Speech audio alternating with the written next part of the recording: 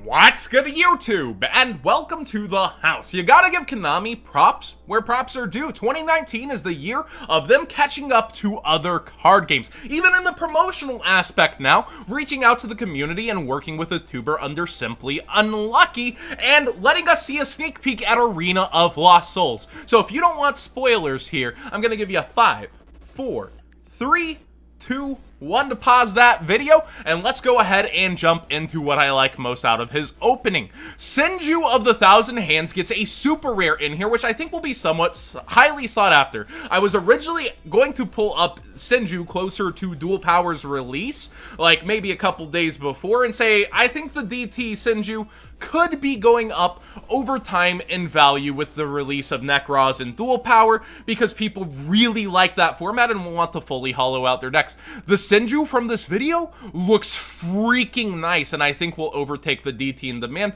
but I still think the DT could go up as well. They'll be the two most coveted versions, and then you have, like, I think even TP commons, yeah, TP4, all sorts of things throughout here, but the super rare, it looks good. So between that, first at MRL and DT, I think those will be the most in demand. You also have a spoiler here that Harpy's Pet Dragon is a common within this set. And that's pretty awesome because we only have 3 versions of it, the last one being Legendary Collection 4, so a $30 paywall to get into, Retro Pack, and a Game Boy game. So a kind of easier access Harpy Pet Dragon, even as a common, I think will stick to around $3 to $5 and be sought after through this pack, depending on how much of this realistically is opened. I don't know how hard speed duels are going to press or how many people are going to go after those speed duel tournament packs, but I think that this set overall, it is selling a bunch of not great reprints, but at the same time, those are the two I've seen that I am most excited about. And this is just 12 packs of 4 cards per pack,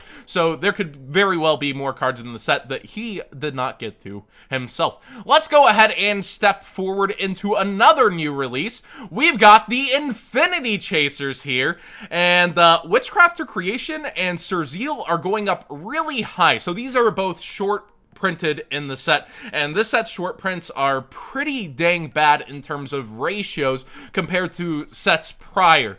Now, with this, I think a lot of vendors would rather sell you this sealed box than try to bust it open and make a profit off of it, especially trying to chase down so many different versions of short prints in the set. In my opinion, this is a low amount of supply with an opening weekend demand. Remember, this is week 1, so let's kind of look to history to see what's going to repeat itself. Ah, yes, Golden Castle of Strongberg was a short print. It started out at $30. It's not seeing meta play despite, oh, you can summon Tour Guide from the deck because of what you have to play alongside with it. You also see in comparison other sets such as Hidden Summoners here. We look through the entire set. Prank Kids win a YCS. Where is it at? You see the nice reprints holding value, which will be a point of discussion with Jackal. But looking through all of this, like, look at the value of the set and what happened. And now $44 freaking dollars they're willing to sell you a box for this, for something that's still viable in this meta, something that can still top a YCS here if people aren't prepared for it, and has somewhat recently done so. So when we're looking at Infinity Chasers, good old Inch, I think when we're looking at these, we'll see a lot of the prices go down similar to Magibolts. The people are hyping this up as if it's going to take the meta. People want to play this because the strategies created are original and fun, as often ends up with these side sets. It's no Dark Saviors. It's no Fusion Enforcers, and I think these prices will realistically tank here in a bit, but for now, it's just opening weekend demand and panic buying. Like, let the prices fall down, short prints or not. There's not going to be a major demand over time. The question is, how will the supply be from people maybe opening, maybe not opening this? And Jackal King starting out at $3, no short print there. I think it's just that natural demand and the super rare being something you want to pull and get value back out of this, especially with the spellcaster structure coming up. I wonder where Dracosac is. I actually haven't bothered to look. I truly wonder if he's even above $1. No, is Dracosac not above $1? Dracosac. Let's see if I missed him somehow.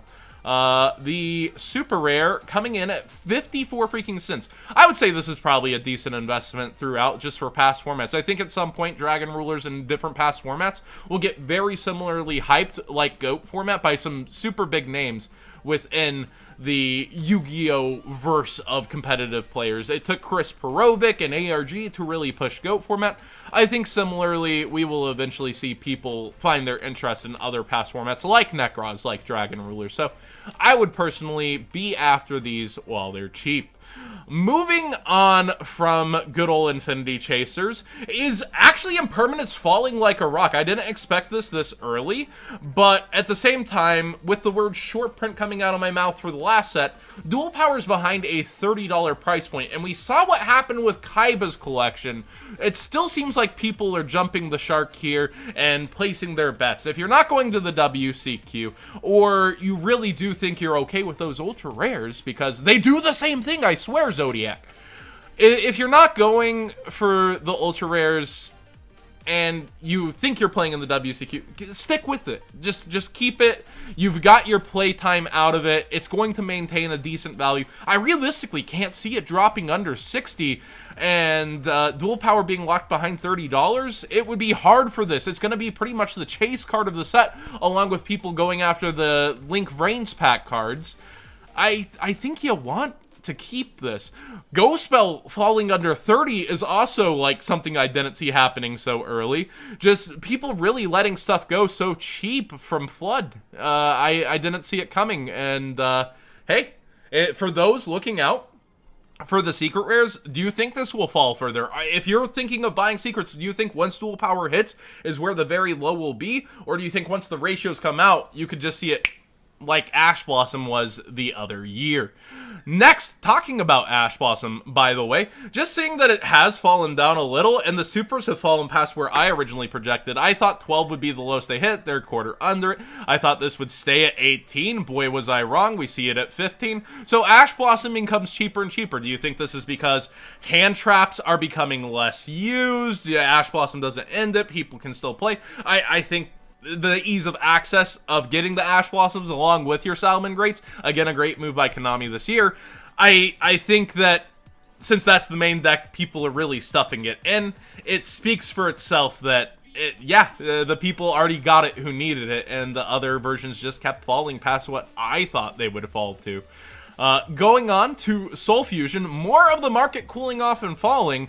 Dangerous Snack has been around 45, but Colossus, available multiple sellers at $40? This is pretty insane. I mean, there is the looming no sooner than April 2nd coming up for the FNL list potential changes, and Dual Power being moved early, so people are freaking out about that too. I don't see this getting too heavily smashed or hit, but it could be. It's taken up a huge chunk of chop cut for a good chunk of time now. But also consider Konami's money mine on thinking about reprinting this. A $40 card for a reprint will still help them sell product.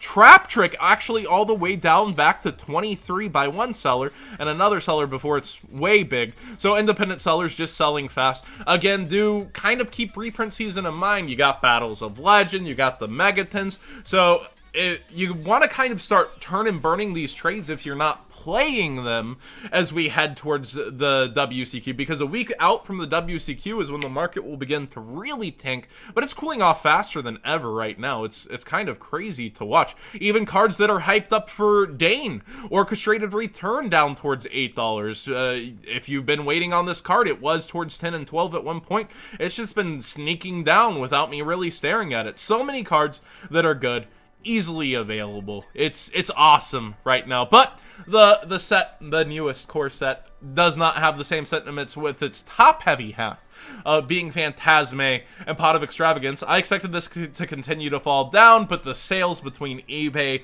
and TCG Player helped keep it up, and now it's stabilized up there. TCG Player had 8% off. eBay, I think at some point, had like 15% off on a day. So Pot of Extravagance trying to hold up in price here above the $50 mark. But Borreload Savage Dragon now below $15. Thank gosh it stayed an ultra rare.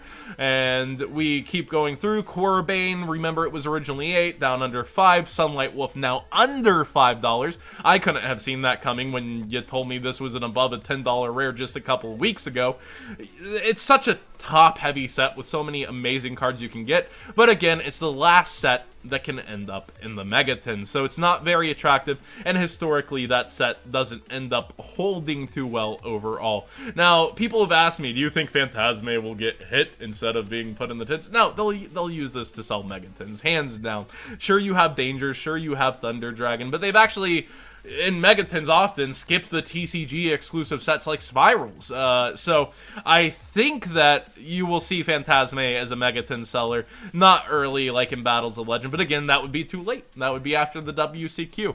So what do you guys think of Konami this year and how this is all wrapping up? There's, you know, the one side of short prints happening in sets. It's always happened in side sets, but now in the core sets too. And the time rules. Those are the only two negative things that I'm hearing talked about. And everything else, it's been like Konami's year on how they're handling their product, their reprints, their announcements, and now even working with tubers. I would love, again, to see them work perhaps not with just an OTS store tuber, though, because I feel like there's that element of control. They can control an OTS, they can give penalties. I'd like to see them work with DZ, Team Samurai X1, SEMO, Team Apps, a bunch of people, like Team Apps they've worked with directly before, if I recall. So I'd love to see them branch out, network out with more people, but again, a great start, and I'm really a fan of Konami 2019 overall. It's been good moves from them, and it feels good, man, as they continue to move forward. But let me know again what you think in the comment section down below. You can disagree with me. Subscribe if you haven't already. Give this video a thumbs up if you enjoyed it, and I really do want to hear what you have to say.